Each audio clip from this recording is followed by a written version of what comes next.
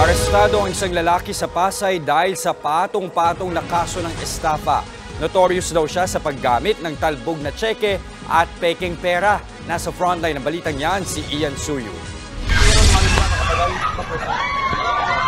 Hindi na nakapalag ang 37 anyos na si Aaron Macapagal nang hainan siya ng warrant of arrest sa loob ng isang amusement park sa Pasay City. Para yan sa kasong estafa. Matagal na raw pinaghahanap ng mga pulis si Macapagal, lalo't marami ng lumantad ng mga nabiktima niya. Namataan natin na nandoon itong suspect sa may seaside Mall of Asia.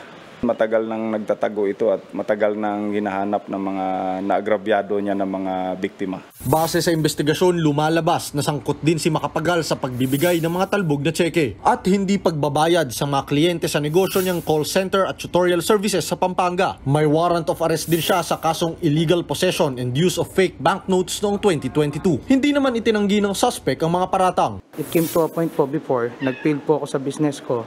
And nasampahan po ako ng mga kaso sa Pampanga and willing to face it naman po. Pero hindi raw siya nagtago. Alam ko wala po akong pera sapat para ipambayad po dun sa nagawa ko po.